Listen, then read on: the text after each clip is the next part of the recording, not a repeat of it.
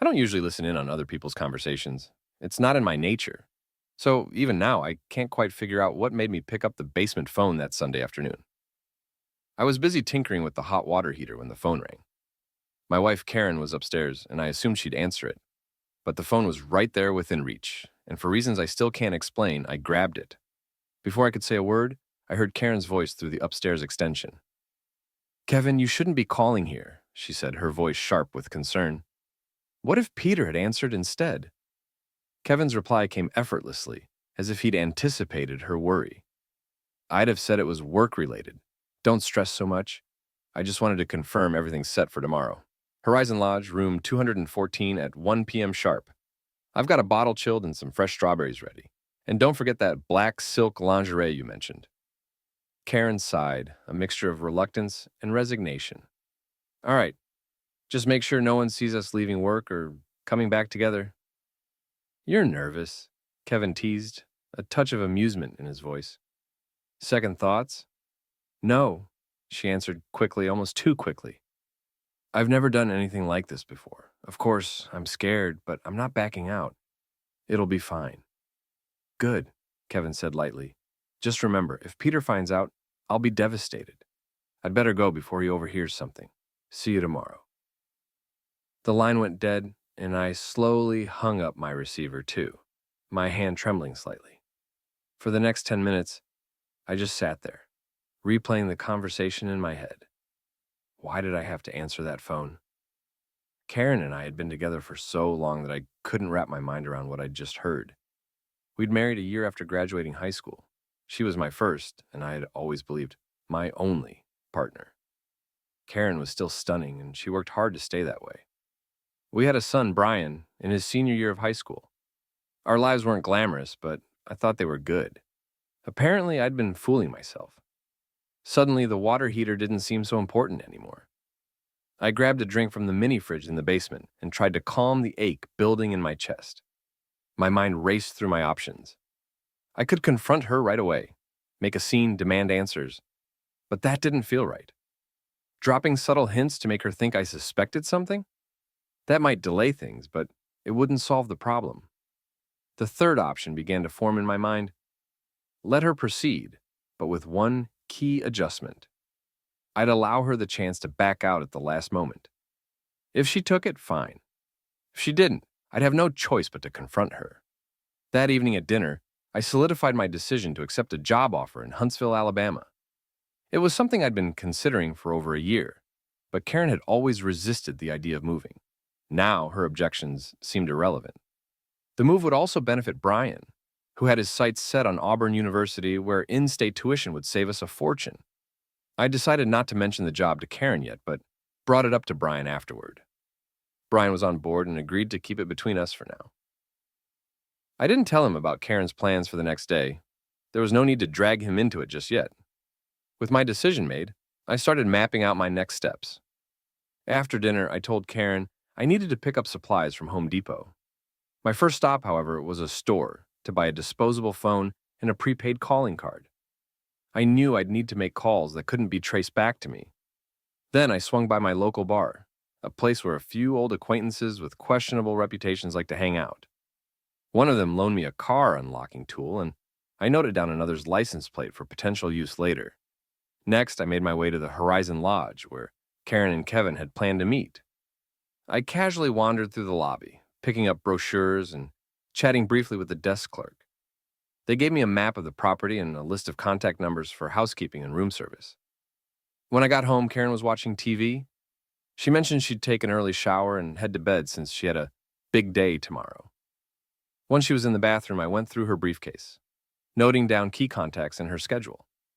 I spent the rest of the night in my office, putting together the final details of my plan. Tomorrow would be a turning point, one way or another. The next phase of my plan was monotonous but necessary. I meticulously entered every phone number into both the disposable phone and my personal one, double-checking each entry to ensure accuracy. A few additional numbers had to be dug up from the phone book to complete my list. By the time I was done, hours had passed, and I felt utterly drained. I sank into the office couch, my mind swirling with thoughts I couldn't silence. Sleep was elusive as I wrestled with the idea that Karen was about to betray me. My thoughts kept circling back to where I might have failed her, convincing myself in my exhaustion that I bore some responsibility for her actions. When morning arrived, I woke feeling no more rested than when I'd finally drifted off. I made coffee and set the breakfast table, determined to act normal despite the storm brewing inside me. Karen soon joined me, looking radiant, perhaps more so than usual. "You look great today," I commented, striving to sound casual. "Got something big going on at work?" She gave me a sharp look. "I always look great. What are you getting at?" I forced a smile. "Nothing, just joking around." The rest of breakfast was an awkward mix of silence and strained small talk. It was clear we were both playing our parts, pretending everything was fine. I wasn't sure if Karen's demeanor stemmed from excitement or nervousness, but the tension was palpable. "I've got a lot on my plate today," I said as I finished my coffee. "Might not make it back for dinner." "That's fine," she replied without much emotion. "I'll make something that keeps well." "Whatever's easiest," I murmured, my tone devoid of warmth. After breakfast, I left for work, arriving earlier than usual to finalize my transfer to Huntsville. I signed the necessary paperwork, cleared out my desk, and made a stop at a divorce lawyer's office to gather information and forms. I wasn't sure I'd need them yet, but I wanted to be prepared. Back home, I methodically packed my belongings, including clothes, important files, and the hard drive for my computer. I also secured our savings, most of which were stored in valuable coins, and closed our joint accounts as soon as the banks opened. It felt abrupt and extreme, but my gut told me Karen's choice was already made. Before heading to the motel, I made one last stop at a florist, ordering a dozen red roses to be delivered to room 214 at precisely 1:15 p.m. Timing would be critical. By 12:30, I was parked near the Horizon Lodge, positioning myself where I could see room 214 without drawing attention. Kevin arrived shortly after, carrying what I assumed were the strawberries and bottle he'd mentioned. He quickly set the scene, stepping out once to fill the ice bucket. As he prepared, I began making my phone calls. The first was to a pizzeria. "Hi, I'd like a large pepperoni pizza delivered to room 214 at the Horizon Lodge. I might be in the shower when it gets there, so please knock loudly." I repeated this call to 3 other pizzerias, then added an order for Chinese takeout, egg rolls, and sweet and sour pork. I figured even if some calls were confirmed, the deliveries would still create the desired chaos. When Karen's car finally pulled into the lot, she parked discreetly at the far end. With a small overnight bag in hand, she approached room 214. Just before she reached the door, I dialed her number. "Hey, it's me," I said, keeping my tone light. "Peter?" she answered, surprised. "Everything okay? You don't usually call during the day." "I just wanted to tell you I love you," I said evenly. Her voice softened. "That's sweet. I love you too." "All right, I'll let you get back to work. See you later," I replied, letting the moment hang in the air. "Bye," she said after a brief hesitation. I ended the call and watched as she stepped into the room. That was her chance to back out. She didn't take it. A tear escaped down my cheek as I moved to the next phase. My 7th call was to a local TV station. "Hi, I think something unusual is happening at the Horizon Lodge. If you have a crew nearby, it might be worth investigating. I've heard the police are already involved." As I ended the call, I approached Kevin's car, which was parked conveniently out of view. Swapping his license plate with Tony Hayes's was quick work, and I felt confident no one had seen me. The last call I made was to Karen's office. "Hi, this is Jeff Turner. I had a 3 o'clock appointment with Karen Price today, but I need to reschedule. Could you have her call me when she gets back in?" With all the pieces in motion, I leaned back in my car and waited for the chaos to unfold. After swapping Kevin's license plate with Tony's, I casually slid the original under Kevin's car, ensuring it was out of sight. Then I walked over to Karen's car, moved it to a concealed spot behind the motel, and made my way back to my vehicle. Once inside, I dialed the next number on my list. "Hello, Mrs. Mitchell. I'm a friend of your husband's. He asked me to let you know he's having car trouble and needs you to pick him up right away. He's at the Horizon Lodge, room 214. You can reach him on his cell or through the motel's phone system at 962, 8822, extension 214. She hesitated, so I added, I'm not sure why he didn't call you directly, but I believe he's meeting with a client, an attractive one, in fact. Goodbye. Next, I called Tony's workplace, Prime Metalworks, and asked to speak to his supervisor. Hi, could you let Tony know there's a white Honda parked at the Horizon Lodge with his license plate on it? Thanks. Without skipping a beat, I dialed the local police. Hi, I just saw some suspicious activity at the Horizon Lodge. A couple of people were swapping license plates in the parking lot. It didn't look right. The license plate number is Tony's license plate number. Might be worth checking out. By this time, the first pizza delivery had arrived at room 214. I watched as Kevin answered the door, looking confused, but eventually paying the delivery guy. More calls followed, this time to Karen's mother. Hi, Mom, it's Peter. I don't have much time to explain, but Karen is at a motel with one of her coworkers.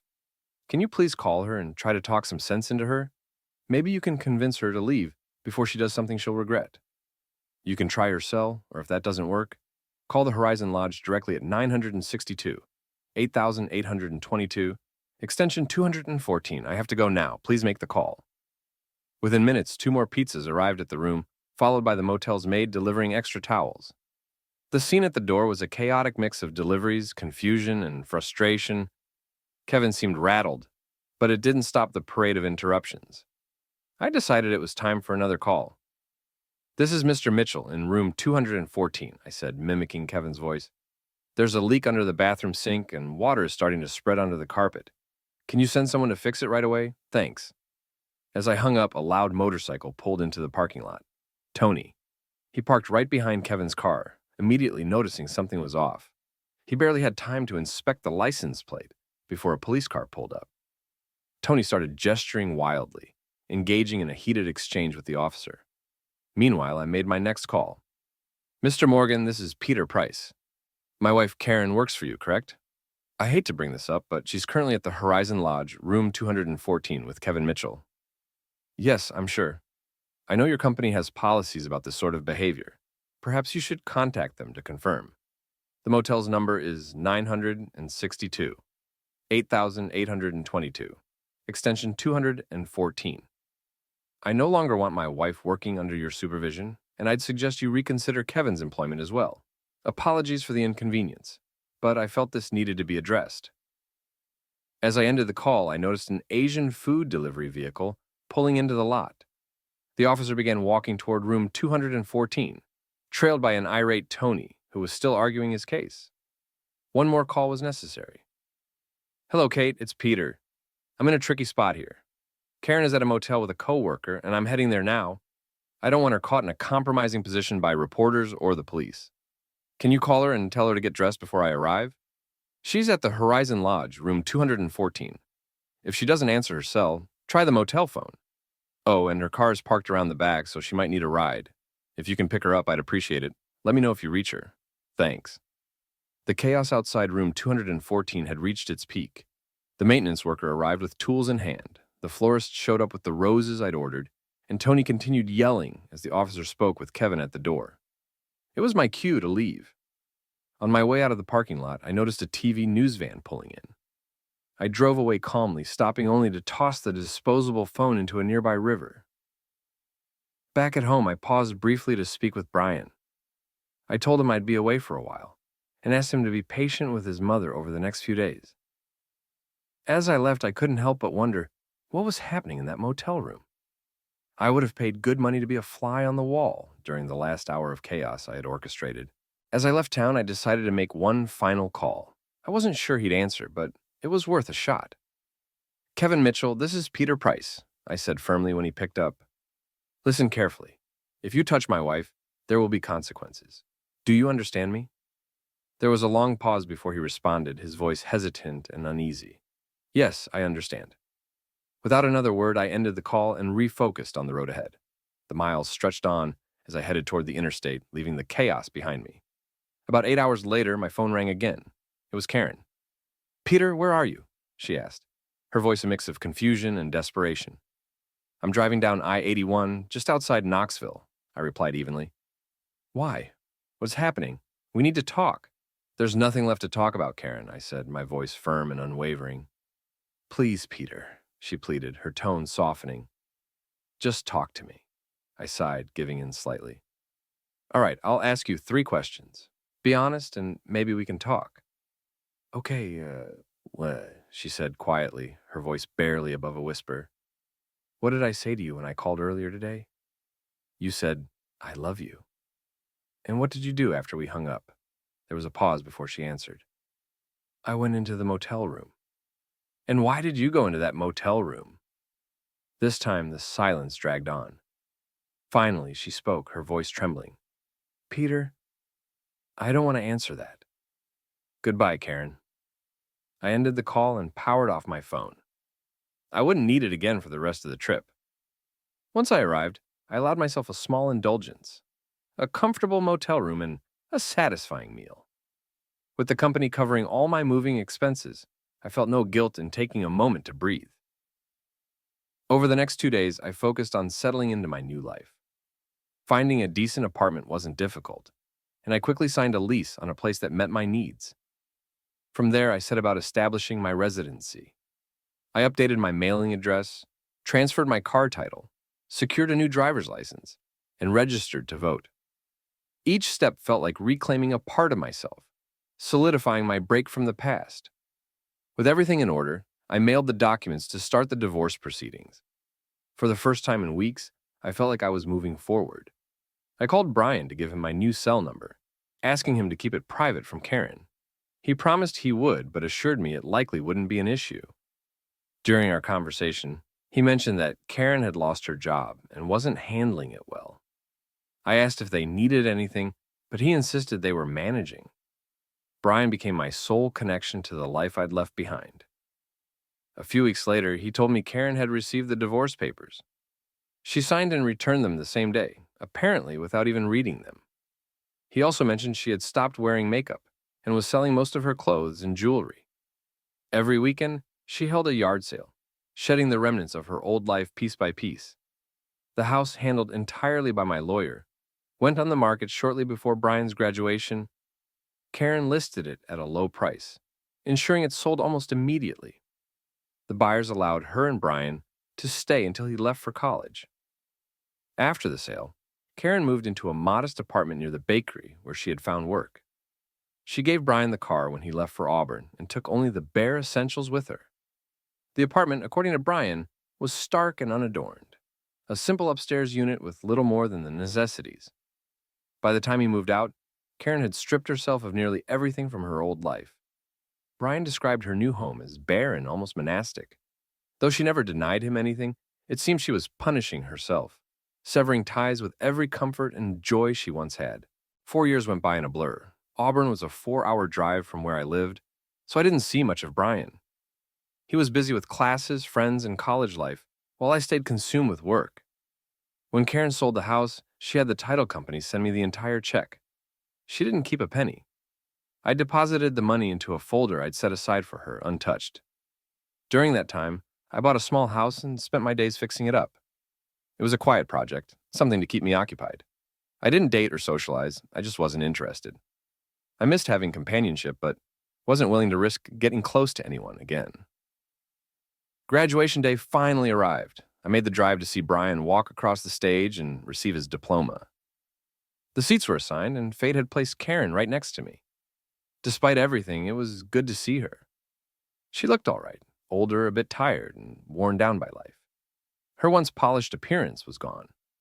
She didn't wear makeup anymore, and her unkempt look carried a quiet sadness. We exchanged polite smiles and a brief hello, but there wasn't much to say. The ceremony began soon after, filling the silence between us. When it ended, any awkwardness evaporated as Brian rushed over, his face lit with excitement. He was grinning ear to ear, energized and proud of his achievement. Seeing him so happy was an incredible feeling. A few of his friends came over to introduce themselves, and soon enough, they all headed off to Gulf Shores to celebrate. Suddenly, Karen and I were alone. "How'd you get here?" I asked, trying to break the tension. "By bus," she said. "I've got a round-trip ticket. I need to be back at the station by 6. "I can give you a ride," I offered. "When do you need to head back?" I took the week off, but I wasn't planning to stay here.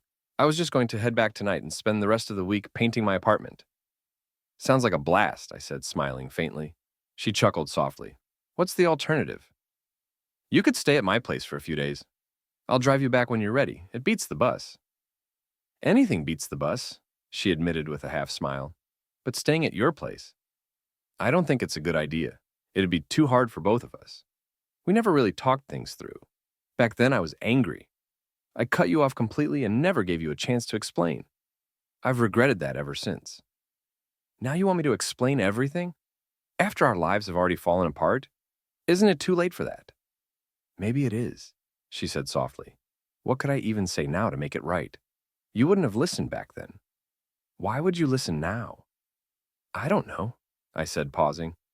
Even if we don't talk about the past, I'd still enjoy your company. Are you sure you can't spare the time? She hesitated.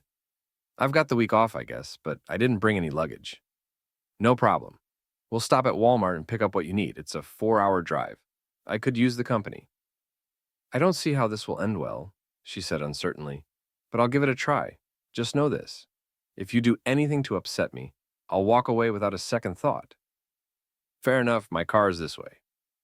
The first few miles passed in silence. We stopped near Birmingham for a shopping trip. Underwear, slacks, tops, and even a pair of sneakers. She flat out refused to buy makeup, and I didn't push. Afterward, we ate dinner at a restaurant she'd always liked, the Country Table. As we continued up I-65, she finally broke the silence. The answer to your last question, she said quietly. I glanced over. What? That day on the phone, the answer to your last question was intimacy. That's why I went into the motel room. She took a deep breath. I couldn't bring myself to say it then. I was too embarrassed, or maybe I didn't want to hurt you. But after you hung up, I realized you already knew. It was stupid of me to deny it. I tried calling you back, but your phone was off. That's when I knew my life was over. You broke my heart, I said quietly. I know, she whispered. And I don't know how to fix it. I've spent so many nights lying awake, trying to figure out how to make things right. But there's nothing I can do.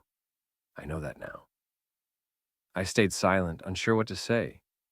She seemed to be grappling with everything on her own. After a long pause, she asked, If you knew what was happening, why didn't you stop it? I couldn't stop it, I replied. Only you could have done that. You could have said something, she said, her voice almost pleading. No, Karen. If you'd known I was aware, you might have stopped, but for the wrong reasons, I said firmly. I didn't want you to avoid it just because you thought you might get caught. You needed to stop because you knew it was wrong, not because of fear. Do you understand that? She sighed. Yes, I do, but I still wish you had said something. I did, during that last phone call. The one where you told me you loved me? She asked. Exactly. I was giving you the chance to make the right choice, to stop before things went too far. It was your decision to make. It was a test, and I failed it. God, I was so stupid. I won't argue with that, I replied bluntly. Did you ever love him? Kevin? Heavens no, she exclaimed. Kevin loved his wife as much as I loved you. We were just friends. I don't get it. If it wasn't love, was it lust? No, not even close, she said, shaking her head. There was nothing like that between us. It was platonic, just two colleagues who happened to talk a lot. We never had any real desire to take it further. Then how on earth did you two end up at a motel, planning to have sex? She hesitated, taking a deep breath. It's a long story, but we still have about an hour until Huntsville, so I'll tell you. Kevin and I had worked together for nearly a year. We talked about everything, family, life, random stuff. At some point, the topic of intimacy came up. Neither of us had ever been with anyone other than our spouses. We weren't complaining about our marriages, but we got curious.